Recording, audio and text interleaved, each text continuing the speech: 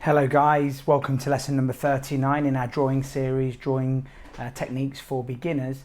In the last lesson what we did was we plotted out our barn, and I just went on and started adding a little bit of the detail around this area here, and just made sure I got the basic placements correct and in the right areas. And what I've also now done is I've just tapped away some of the lines. I've used an HB pencil here just to make sure that it shows up on the actual video itself, but I want to knock some of these lines back because we've got some very light values in there, and I don't want my initial lines to dictate to me how dark I need to go. So just taking our kneaded eraser, just freshen it up a little bit by pulling it apart and maybe rolling it back into a ball. If you just go over and just loosen up these lines a little bit, just so that we're not, like I say, having to go too dark in some of these lighter areas, certainly here. So like I've said before, usually what I like to do is use a 2H pencil or even a 4H pencil if I'm drawing something that's going to be quite light. But what we're going to do today in today's lesson, starting with our 2H pencil, we're going to start picking out some of these darker areas, and we're just going to start bringing them forwards. I always like to work in the darkest areas, and I need to identify quickly in this picture what the darkest and the lightest areas are. So for me, the lightest areas is going to be this side here, along with this roof, possibly here as well, and then our darkest elements are going to be these doorways or windows, whatever they might be. We've got one on the roof there and there, so I need to make sure that I'm protecting the light areas, and I'm also bringing the contrast up into the darker areas. So let's start off by just bringing some 2H using our tapered stroke in this window area at the top of the roof. Now I'm only dragging my pencil downwards. Those of you that have been with me for a number of lessons now will know that the tapered stroke that I use is a pulling towards me. So I'm stroking the pencil down towards me. And what this does is it allows me to blend the strokes together without any harsh edges to them. I'm not pressing on hard at all. This is something that we've been talking about recently over on the group, and it's about the pressure of the pencil. You want to be holding this pencil so lightly that it almost feels like you're going to knock it out of your hand. So there's very little pressure there, and the benefit of this is we layer the graphite without damaging the tooth of the paper. Yes, it takes a little bit longer to apply, and we do have to go in layers, but what it does do is it gives us a much better coverage of value. It gives us a much richer tone. And as we move up through the pencils into the HB, the 2B, the 4B, we're probably going to have some 6B in this area as well as I'm looking at it now. This is going to give us an opportunity to really add some realism and know when to stop with the value without going too dark in, like I say, some of the lighter areas. So what I'm doing here is I'm finding what we call the hard edges. Now hard edges are where we have one value directly into another value without any blending or any we could call it tapering into it. I guess we're using a tapered stroke, but we're not fading into that darker tone here. So this is a definite cut-off point here and here, and this is called a hard edge. And what that does, that just defines things that are overlapping or cut away. In this case we have something that's cut away. There's a hole here, but in the case of this rooftop here, so in this area here, this is something that is sitting on this edge. So we're going to find those opportunities initially, and what I'm going to do with this 2H pencil is I'm going to go around my drawing, finding as many of these hard edges and just trying to bring them out slightly with my 2H pencil. Now my objective here isn't to cover all of this straight away. I just want to get a hint of value in the darkest areas. Now my printer may not show me the depth and the difference in values in the darker areas as much as maybe a computer screen or TV screen would do, or even the original photograph, but I know that these edges up here are going to be slightly darker than the middle section of this, because obviously as the light's going in, they're going to be the areas that are the darkest, and it's your it's one of your best assets or best weapons in your arsenal when you're trying to draw realism, is to try and pull out as many of these small opportunities for you to add depth and dimension and realism to your work. So the next one that I'm going to have a little go at is going to be this second window area. Now, looking at this, there is quite a lot of detailing in and around the top corner in there, so I'm going to be careful not to go too dark in that area there initially. And what I'm going to do is I'm going to have a real good look at what's actually in there. I'm going to put the reference image on an iPad or a computer screen that I can put in front of me, even a phone, and you can zoom into things like that and just see what's actually going on in here, because it's a mistake that I see a lot of people when they're starting out they're doing, is they just go straight in dark there. They see it's dark and, oh, it's a gap and it's a window and whatever, I'm just going to go in dark and I'm just going to start laying down the values down. What we need to do is we need to go, well, actually, if I want to make this look realistic, we've got details in there, and it's something that as the viewer looks at your drawing, they may not initially have spotted that, but as they look longer and they do scan your drawing, they start to notice these details. I'm going to try and keep the drawing orientated in the same way for you, but you can see that I'm moving my paper around an awful lot because I want my best stroke, and my best stroke is pulling towards me.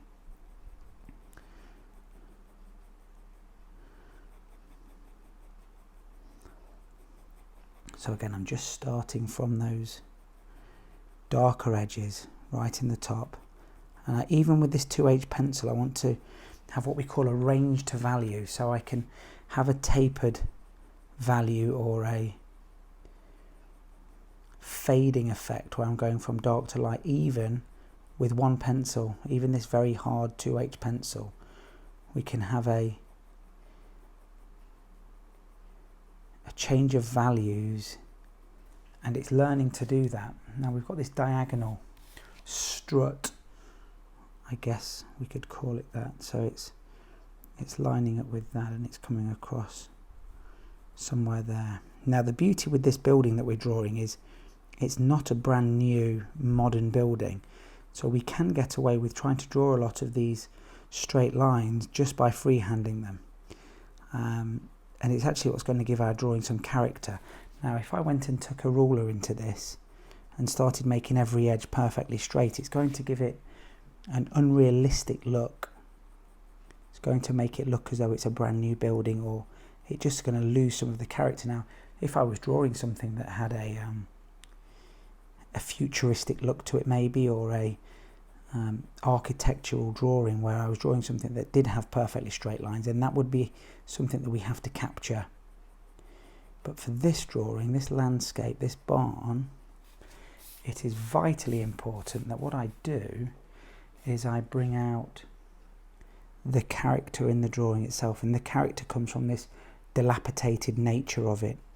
It gives us an opportunity to wonder where this is, what's happened to it, has it been neglected, is it still being used, why are some doors hanging off, who used to live here or work in there.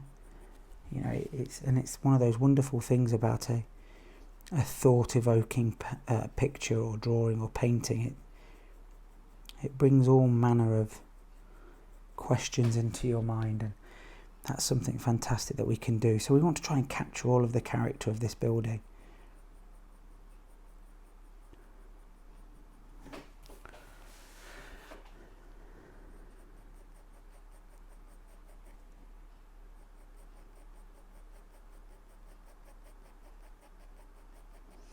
The way that I'm applying this graphite, I've heard a few people describing it like it's almost like whipping eggs in a bowl. So I'm scraping the surface and then pulling my pencil up and away, so that what you have is if you imagine an aeroplane coming to land on a runway, the aeroplane comes into land, touches down, and then takes back off again. That's the kind of effect that I'm trying to apply to every stroke. And this just makes blending your values together so much easier. We're almost doing what we'd call a crosshatch. And you will see me moving the paper around, not only because I want to keep my stroke in the downward strike, but also because I want these lines to have a crisscross effect. So if you can see by what I'm doing with my hands and my fingers, if my fingers were individual strokes, instead of them all laying down like this, I can have this crisscrossed and mishmash of lines, and what that does is it gives us a very, very nice coverage and a very saturated value. And what that also does is it allows us to get quite a lot of value and a lot of darkness out of pencils that really aren't that dark. I mean, I go up to a 6B in some of my drawings, maybe a 7B that we've gone into occasionally. And that's not actually that dark a pencil. I mean, I see people using, charcoal 9B, 10B, double X. I think I've seen something along those lines. And going in and starting with dark pencils, what I like to try and teach you to do is how to work in the lighter shades, or the harder pencil ranges. So this 2H pencil, for example, is actually quite a light pencil. It's not putting an awful lot of value down. It looks as though we've got a lot of value there, and this is a pitfall that certainly I fell into when I first started drawing and using these types of techniques, that I was almost happy to leave it sometimes at this stage and thinking that I've gone dark enough. And I ended up with a lot of drawings that were technically very good. I'd got the details in there, I had values in the right place, and the initial drawing was plotted out accurately, but I ended up with a very wishy-washy type look to my drawing because I used all of the values were all in the mid value, so I wasn't protecting my highlights very well, and I certainly wasn't bringing the contrast up in the darker areas. So what I can see in our reference here is we have this slightly lighter, I guess it's a corner board, or it's a piece of wood that then we have I think they call it shiplap. It's a type of board that is nailed onto the structure to keep it waterproof, and the boards overlap. And so I'm just going to try and create a sense of that shape there, because that again is a lighter point, and I'm freehanding that in. If I feel later on that I do need to use a straight edge in some of those areas, then I will do. I can do that. I've got the freedom to do that. But like I said in last week's lesson, because we used a slightly bigger grid, what we're doing is we're doing a little bit more freehand, so we're just giving ourselves that artistic license to just go ahead and start to interpret things ourselves. We've done a few drawings now where we've used some tight grids, and we've used the geared divider. I'll have a go and show you maybe on a later portrait how we use a portional divider, which is again another slightly different piece of equipment. But I think our aim, and certainly talking to some of you over on the group, which if you haven't joined so far is called Tutorial Tuesdays Beginner to Pro. That's over on Facebook. If you haven't joined that yet, go and find us. We're a fantastic group. It's starting to turn into a very positive and helpful group, I'm pleased to say. I do see a lot of art groups, and in fact I rarely frequent the other art groups now. I used to spend a lot of time in there, but they don't seem to be regulated and monitored very well, and what we end up with is lots of spammy posts and people begging for free work to be drawn and rate my drawing and things like that, and I didn't want that for this group, and I'm happy to say that we aren't one of those groups. So if you are new to the group, come and join us, come and ask us some questions. We're up to lesson 39 now, so there's an awful lot of content available both on the Facebook group and the YouTube channel that you can really get stuck into now and have a really good stint at getting your teeth into. I can remember, I would say the first 2 years that I was learning to draw, I pretty much drew every day in the evening. It was my thing. After everybody was in bed and pets were sorted out and children were put in bed and the wife had gone to bed, it was something that I did and stayed up and had a lot of fun. But I just binge watched artists in real time, exactly like what we're trying to achieve now. You can pick so much up from time-lapse videos, but you can't pick it all up. They do seem overwhelming sometimes. I think you'll agree. It can sometimes be such a fast drawing that you really don't understand the process that they're going through. And I found it used to make me rush a little bit as well, because you don't get a sense for how long it's taken the artist. I'm going to come under this roof area here. So again, we're just going around our drawing now, just using our 2H pencil. And we're just looking for those dark spots, those darker areas. And we're just fading our value away from the darkest edge, which, as we understand how light works, and we all subconsciously understand how light works, it's how our brain interprets things. It's how something that's rounded looks rounded.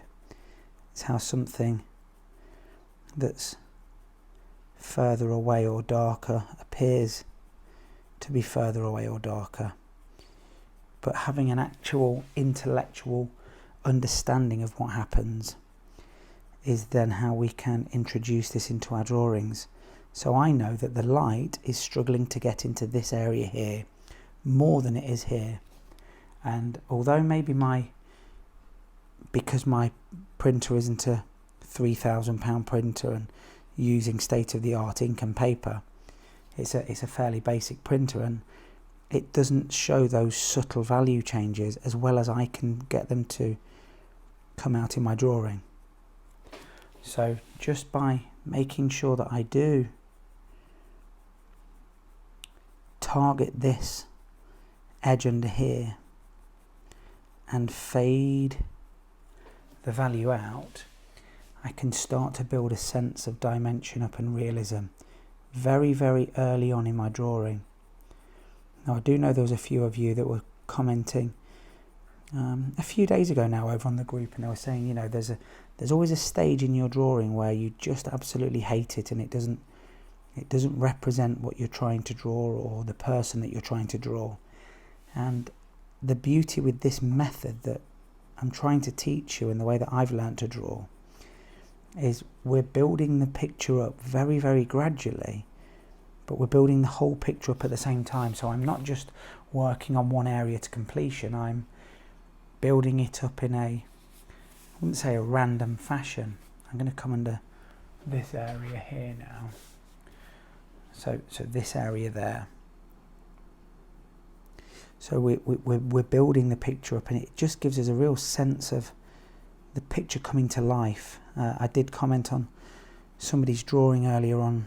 It was earlier on today actually that they were commenting that the picture that they were starting to draw, it was a portrait, I think, of a man, an elderly man, and it was really starting to come to life. And I think with this method, it almost seems like our drawing starts to appear out of the fog, out of a mist, a pea souper as they used to call them in the 1800s in London.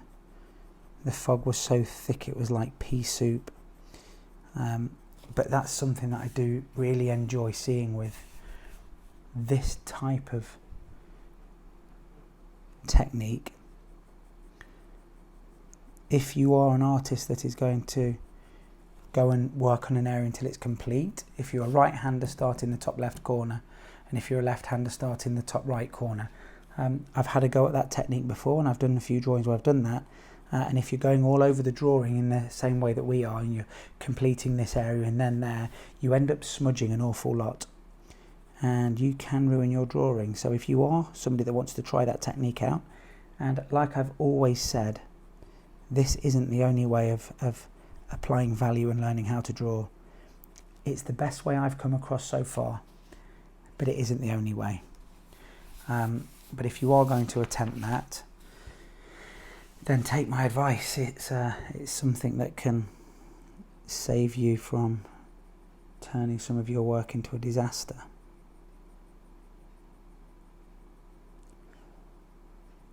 I mean, I would always be careful anyway and try and protect your drawing as best as you can as you're going along. And again, if I wasn't trying to film this and make a coherent video for you and a lesson for you, I would have something underneath my sitting hand, my right hand, underneath the pad of my hand, a sheet of paper or something like that. I have seen these gloves that you can buy that have the little finger in and comes up around the thumb here, but just protects this area. But obviously I'm not selling these drawings. These are just practice drawings really, I guess, that we're learning together. So I don't need to be so careful about what my end product looks like. The process is all about teaching you guys exactly how I'm doing it.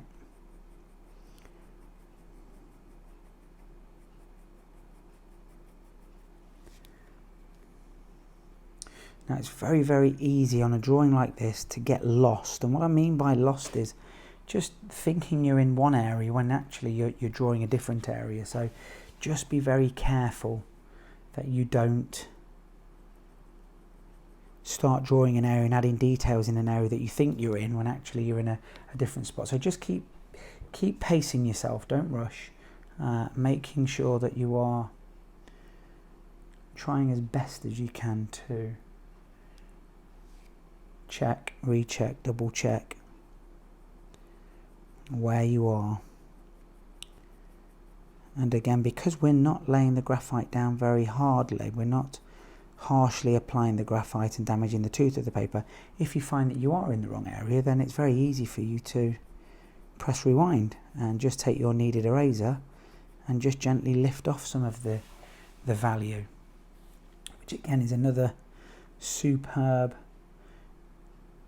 reason to try and draw like this and to try and apply the graphite in this way. There's some detailing and some darker shadows just in. See, I've lost myself now. Where am I? I'm here and here. Okay, so I'm here. So yeah, there's a darker shadow where there's a part of the inner panels that are missing. So again, I'm just being careful and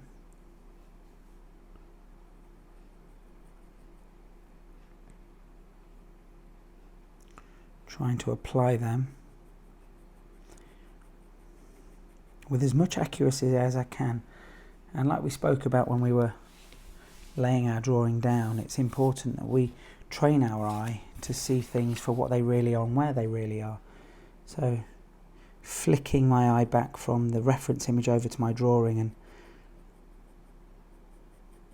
looking at certain things, the height of a pillar, a piece of wood that's sticking out, what does that line up with? Have I got it lining up in the same area?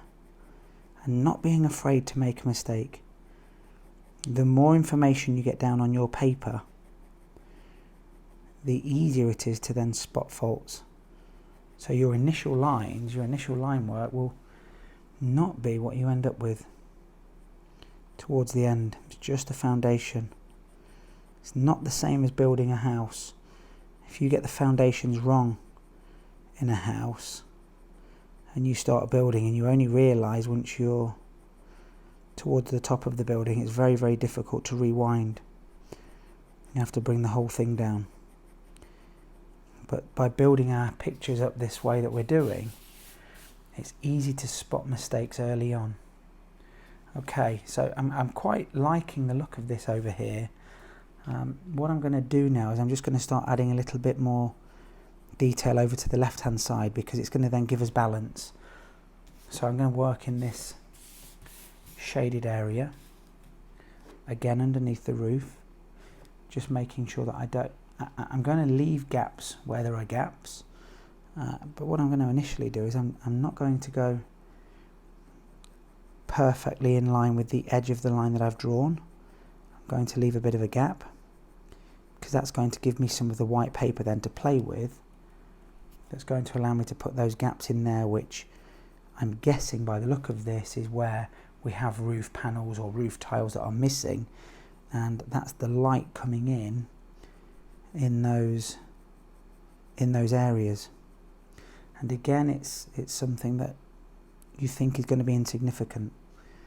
Why would we spend time doing that? But overall, the duration of the drawing, once we've completed it, if I've got 20 or 30 of those smaller details that seemed insignificant at the time, that's what turns our drawing from something that somebody looks at and goes, yep, it's a nice drawing, I really like that, to wow, I thought that was a photograph.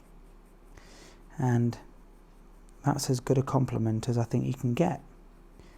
And that's me personally. I know there are a lot of people out there that think that ultra realistic pencil work is not really art, it's just mimicking real life, and don't believe that art is something that we're copying.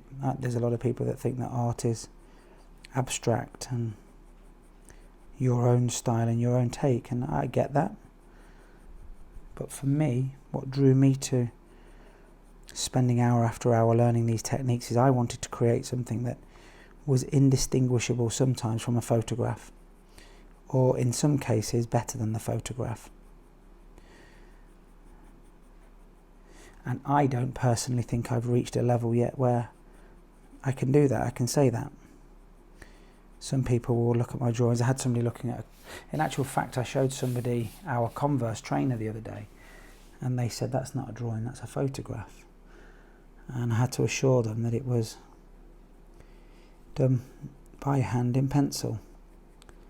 Now I can see as soon as I look at it that it's not a photograph, but I guess that's a little bit like when you cook your own food.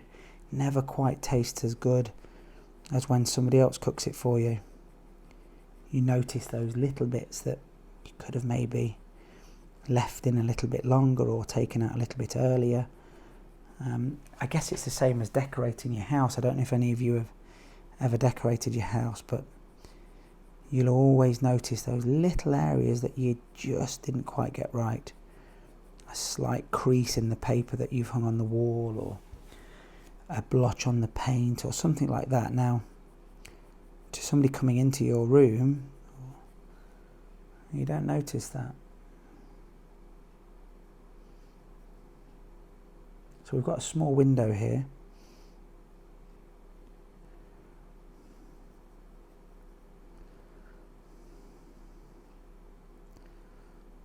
So I'm not adding too much detail at the moment. I'm just going to add some value into this, what looks like another broken window. I don't know if there was ever glass in there. I would doubt it by the look of this. It doesn't look as though it contained glass windows, but I might be wrong. So looking over to the left now, we have this sort of outhouse, which is, again, it has some real character to it. You can see that it isn't standing in the position that it was designed to be or once did. So actually, looking at this door, it's slanting over to the left as we're looking at it. Almost like the weight of this building is bearing down on it slightly.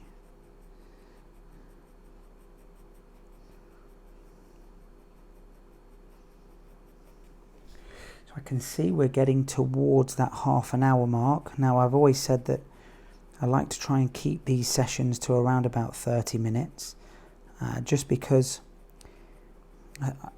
again, with previous experience, I did enjoy sometimes doing a longer session, and when an artist would do a session that was an hour or 2 hours long, I sometimes had the time to do that, but not always.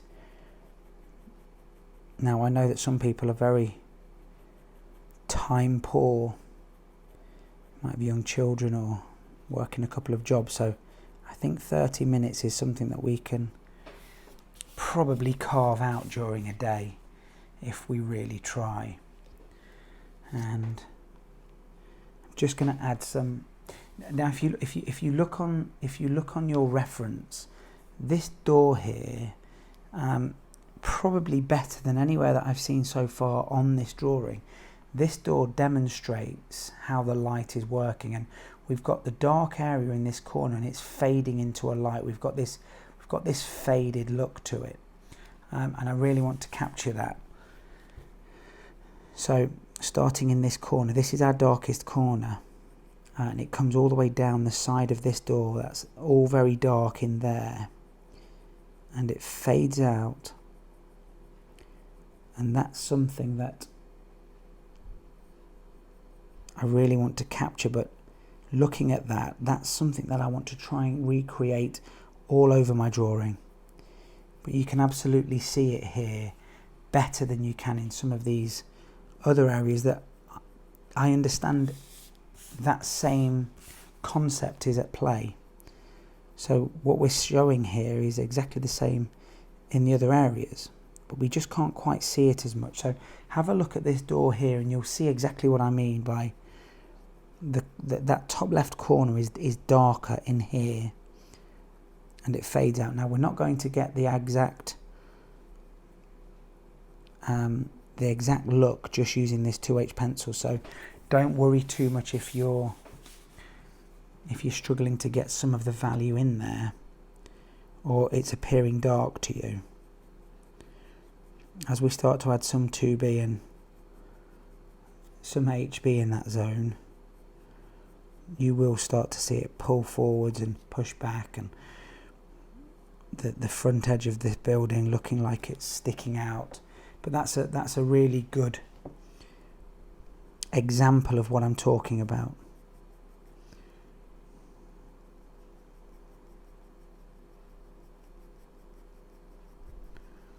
Still using my tapered stroke.